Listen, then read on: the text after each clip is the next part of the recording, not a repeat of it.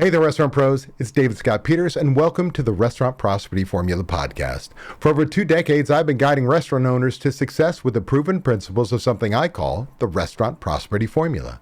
I originally created the formula based on the daily practices of the most successful restaurateurs I coached, and it's now the foundation of what I teach restaurant owners like you so you can achieve success. What do I mean by success? Success is a restaurant owner who dictates the terms of their life and their bank account instead of their restaurants dictating those things for them. Success is a restaurant owner who has the freedom from their restaurant and the financial freedom they never thought possible. How you define success is up to you, but I do know the way to achieving it is using the Restaurant Prosperity Formula. In this episode number 154, we're talking about the financial discipline that separates survivors from closures. And we're doing it a little differently. Instead of me walking you through it solo, my AI assistant Claude is going to interview me, asking powerful questions to help you avoid economic failure. Let's get started, but first, a word from our sponsor.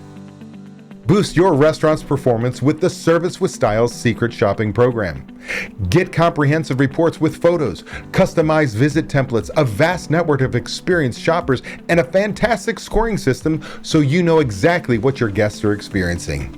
You control the frequency and rotation. No minimums, no contracts, no cancellation charges, and no hidden fees. Enjoy industry-leading reporting and scoring software, plus a 10% discount off the price, and your first shop is free. Set up a quick call today at www.servicewithstyle.com/DSP. I'm excited about today's interview because this is the second time that I'm using AI to interview me, questions that every independent operator needs to know. With that said, last time it was Alex, this time it's Claude. Claude, let's get started. Brilliant, lovely to have you. So David, what would you say is the single biggest financial pressure squeezing independent restaurant margins right now in 2026? I think the biggest pressure that's squeezing margins in 2026 is the economy itself. We now have operators, restaurants across the board that are back to 5-10% down, and that's the new up in sales. It's been confirmed because chain restaurants are seeing a 5 to 10% drop in sales. Now, I have many restaurant owners who buck that trend, whose sales are up and dramatically up. They are, the exception, not the norm. But the reality is it's the combination of sales being down, added to it, inflation. Inflation just keeps going up, whether it be the tariffs, whether it now be fuel surcharges, whether it be all the other expenses that are going up because every business expense has gone up. And those two pressures are the perfect storm to make it very difficult for an operator to make money. That's a sobering picture. Sales down across the board while costs keep climbing. So when you're working with operators who are bucking that trend and seeing sales actually go up, what's the common thread you're seeing in how they're different from the ones struggling? The biggest thing is they've become the leader their restaurant needs. A part of the Restaurant Prosperity Formula that I teach starts with leadership. You've got to become the leader your restaurant needs. And what that means is you are setting the standard. You are setting the direction for your business. You can work strategically on your business. And the way to do that actually starts with 2 very important steps. Number 1 is operate on a budget. Become a proactive management team versus a reactive management team. Set your plan for success. The second is, as a leader, make sure you have a growth mindset, not a fixed mindset. The fixed mindset owner says, the government's done this, the costs are out of control. We've got all these different challenges, customers and employees and rent and you name it. It's so difficult. It's all out of my control. Well, yeah, you have these challenges that are very, very difficult. But an operator that has the same challenges but sees them as an opportunity to outwork it, to outlearn it, to find a solution has what we call a growth mindset. They have the same challenges another operator has, but they see the positive in that they can fix what they can fix. They know they cannot fix what taxes are. They cannot fix what their power bill is. They cannot fix what's happening in inflation, but they can control their menu. They can control their labor. They can control what they can control through their business. And by doing so, they lead their business to success. That's probably the biggest thing. So it really comes down to mindset and taking control of what's actually in your hands rather than getting paralyzed by what isn't. Given that most operators aren't making that shift, what's the financial discipline or specific practice that separates the ones who survive from the ones who close? The biggest is understanding. See, a lot of people think that when I implement systems, when I start knowing my food cost, I start knowing my pork cost, I start knowing my labor cost, that the number that's produced is the problem. No, that's not the problem. The problem are your habits. It's like death by 1,000 paper cuts. When you see your food costs out of control, it wasn't one major event. It was 100 little tiny mistakes, 1,000 little tiny mistakes, one after another, repeated over and over again, that have compounded to, oh my gosh, my food costs out of control. So to truly take control, you have got to operate on a budget.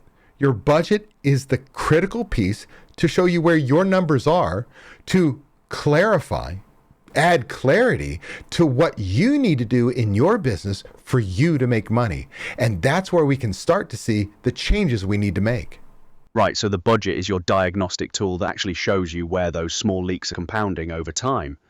How does an operator realistically start implementing that budget discipline when they're already drowning in day-to-day operations? Well, therein lies the rub. Is how do we put ourselves in a position that we can take control of our business when the business has already taken control of us? And I think the biggest thing is this. Before we get into the numbers and what you can do, Claude, I would tell you that every operator needs to sit back and find the one thing that is chewing up their time and creating the most stress. The one thing that if they could fix it would have the biggest impact on their life and possibly their bank account in the restaurant. That's the place we would start before we get into the numbers, before we get into, oh my gosh, a budget and feel like an elephant is sitting on your chest because the stress of putting that together and actually seeing what the numbers are. Let's start small and start with something that can have a great impact. So we're going to find that one thing. What is it? Whether it's food cost, whether it's labor cost, whether it's a manager making sure checklists are done, does not matter what it is. What's that one thing? Not 10. Not 75, just one thing. Then we've got to make it clear. What do we want to accomplish when we train or create this system, this tool? What does success look like? When I train somebody on it, what will they be able to do? How well will they be able to do it? By when? We're going to then make sure we train someone, whether that's a manager, a lead, someone that is going to help me. And we're going to train them. And I want to make sure everybody understands that by training someone, I'm not talking about announcing a system and saying we're putting in an inventory control and this is how you do it. This is how we're going to control labor and this is the tool you're going to use. We often confuse tools for systems. The tool is what we're going to teach. The system is when we actually get people to do it successfully and we change their behavior. Now, we've got to go one step further. We've got to make sure that wherever that system is, it is present, it's visible, I can use it. So if I'm using a waste tracker, it's got to be on the clipboard where waste happens, not in chef's office. I've got to make sure somebody is accountable, meaning somebody owns that task. It can't be owned by everybody on the team. It has to be owned by one person on duty. Is that the supervisor on duty? Is that the manager on duty? Is it a very specific lead? Don't care. One person. It can't be everyone. And that person needs to have, well, a cadence that they inspect, that whether by shift, daily, weekly, monthly, that there's this cadence that people understand that it's going to be checked. That way we ensure people use it because they know it's being checked. Then if people falter, we don't want to rush to, you've done a bad job. Why didn't you do that? We've got to be in a position where we go, hey, because we have a system, we go, I noticed that you got the first 4 steps correct, but step 5, we faltered. Tell me what happened here, what I can do to help you to make sure you understand what needs to be done and that we successfully get that done. Now, whether there's a write-up in there, that's a whole nother story, but the reality is I'm going to coach you and I'm going to do it immediately. I'm not going to wait. I'm going to do it right away. Now, when I get to a point where I know that I've made it clear, I've made it visible, I've made sure somebody was responsible and owns it. I've made sure that I've coached you over and over and over again. We now reach something called don't know versus don't care. Don't know is my fault, but I made sure that you did understand and you could demonstrate you knew it. Now you're choosing not to follow through. Now it's my job as an owner to protect the standard. Now it's the time to move you off my team. Now I have coached you all the way through. I did not yell at you. I did not make you feel small. And I did not come down on you until I ensured I trained you and I saw the behavior changed. Again, remember, the tool could be a waste tracker. The change in behavior is the system. And when I have to, I protect the system. And that's going to have the biggest impact because when I have the system in place, I can focus on the financial. And oh, by the way, many of these tools that we put in place or systems are going to protect that standard, which is food cost, labor cost. Does that make sense? Absolutely. You're saying start with one high impact problem, define success clearly, train the behavior, not just the tool, make it visible where it's used, assign one owner, and protect it ruthlessly. When you work with restaurant owners who finally implement this discipline, how quickly do they typically see the financial turnaround? It's amazing. I can tell you that without a budget, because I would want to get you into a budget as soon as possible. That's in fact what we do with our members. It's probably the most critical piece that we do because we get to take you from reactive to a proactive management team. Again, to be clear, from a reactive management team to proactive. We get to see where your problems are and what's screaming the loudest, whether it's food cost, poor cost, labor cost. We can see where the problem is. But the reality is, it doesn't matter if you don't have people who will execute your standards. If you don't have, whether it's managers, key employees, does not matter, somebody who will actually do the work, we're not in a position to make the change. So the successful people that we work with have figured out that, hey, if we can identify that problem and we can get some success, it builds success into the next system, into the next system, into the next system. And what happens is we may do things as simple as implement a key item tracker, clipboard system, a waste tracker, clipboard system, the restaurant checkbook guardian, which is a spreadsheet, takes 5 minutes of work on a daily basis. And by implementing those three systems within 2 to 3 months, I have operators who see a 2 to 3 point drop in their food cost, almost guaranteed, because all of a sudden we're paying attention. And oh, by the way, Claude, that is not we're adding recipe costing cards and we're adding inventory systems and we've got a HACCP checklist in and we've now got a new prep system in place and . No, it's 3 quick systems, but because we've trained them, made them visible, we've changed the behavior, and we followed all the way through to protecting the standard. We're changing our company culture. And the financial benefit in 2 to 3 months is often 2 to 3 points. That's remarkable. 2 to 3 points on food cost in just 2 or 3 months, with 3 simple systems and actual behavior change. So with that kind of quick win under their belt, what do you see operators tackle next to keep that momentum going? Well, I would say obviously I shouldn't say obviously. To me, it's obviously the other half of prime cost. Prime cost is total cost of goods sold plus total labor cost. So now we go into our controllable expenses and we said, hey, we took care of cost of goods sold. Now let's go look at labor. Now we go line by line by line, position by position by position, and we start to notice where our challenges are. Now I could implement the restaurant payroll guardian and give my managers the tools because I have a budget. I can not only give them how many dollars they have to spend next week to schedule, but how many hours. And then with a simple schedule variance report, I can make sure that they're scheduling on budget. That change alone can have a 1 to 3 point impact. And for some operators, I've seen it as high as 7+ points because what we're doing is we're just wasting money. What do I mean by that? In the restaurant business, it is easy to fall victim to fixing a problem with your checkbook. Food cost is high. Nobody looks and finds that there's a problem. Instead, we write a check and buy more food. Labor cost is high. Oh, and our ticket times are slow. And we feel like we can't keep up with our prep. And your kitchen professional says to you, hey, we need to add another cook. We need to add another prep cook. We need to add another dishwasher. And we do. Instead of finding the efficiency problem, instead of training the new system, instead of doing what's necessary to become profitable, all we do is write another check. And so by opening our checkbook, we fix the problem. Often with labor, what we've done is we've lowered the bar, made it so easy that labor looks difficult, but the reality is we've just lowered the standard. And by paying attention to your labor, by training people properly, by implementing the right systems, all of a sudden you find the efficiencies. And in many cases, we can take that labor money that we're saving on the line employees and add another manager to actually save even more money and run a better operation because we have leadership on every shift. So you're saying operators often throw money at problems instead of fixing the root cause, and labor is where that's most visible. They add staff instead of fixing process. What does a realistic timeline look like for an operator to move from crisis mode through food cost, through labor, and actually reach financial stability? I will tell you, it's going to be a different path for every operator because some people owe their broadline distributor $50,000, $75,000, $100,000, and they're feeling a lot of pressure.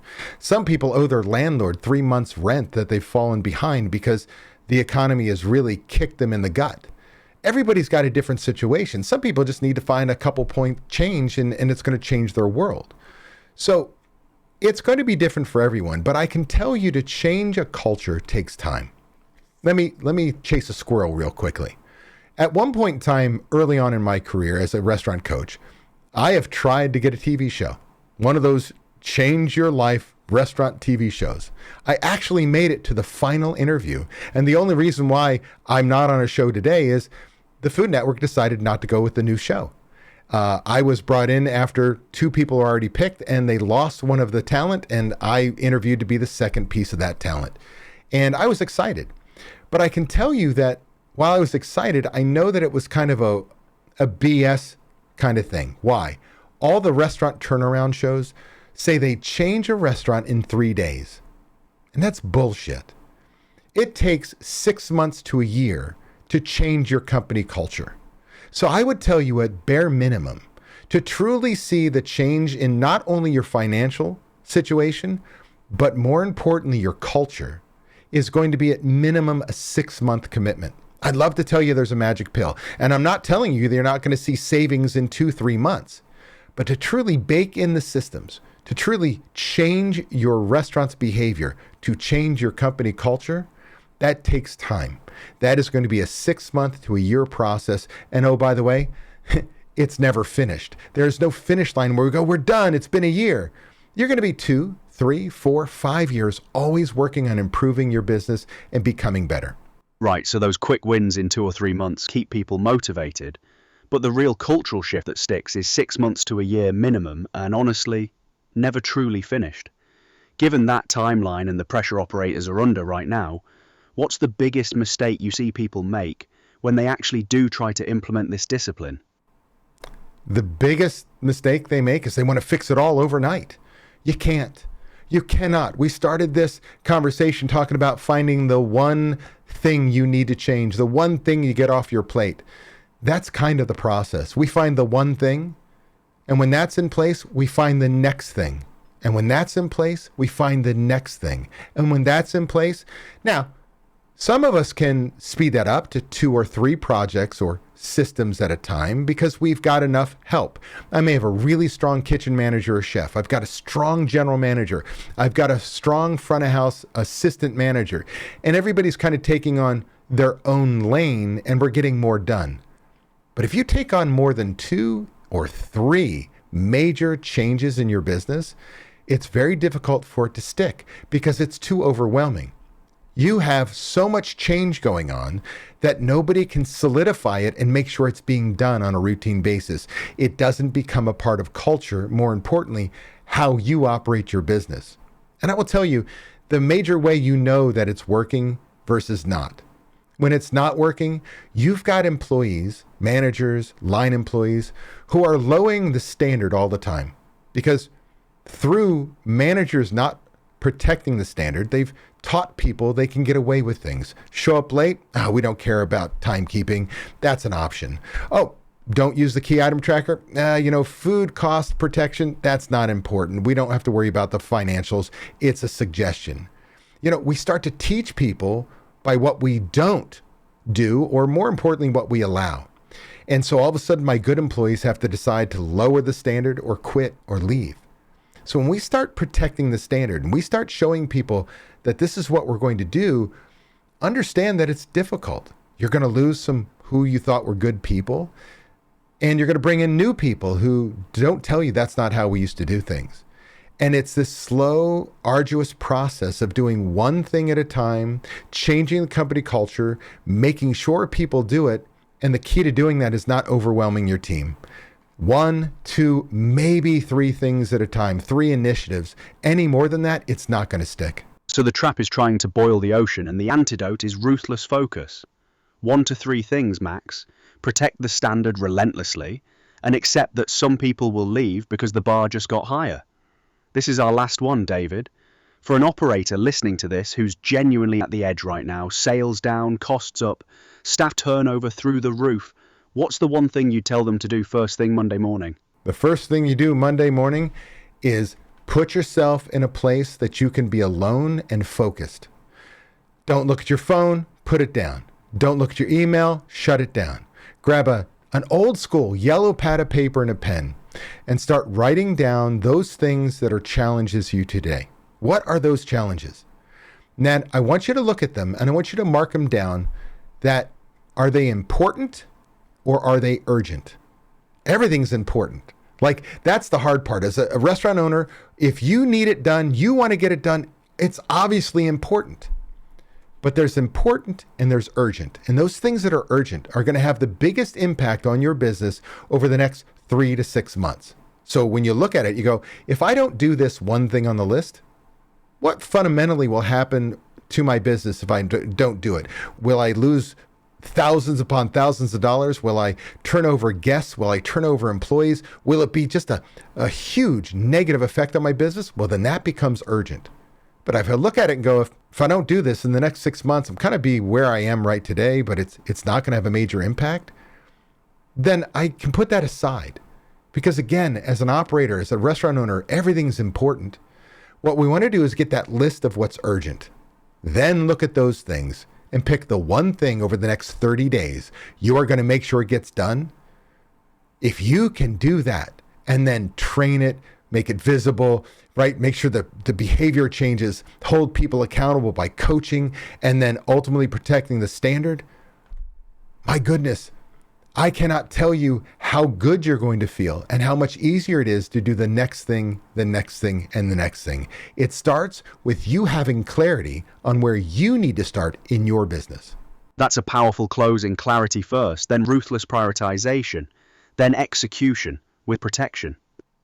David, thanks for doing this. This is brilliant stuff for any operator who's ready to actually do the work. Thank you, Claude. It's been a pleasure. Cheers, David. Really enjoyed it. You've given them a proper roadmap here.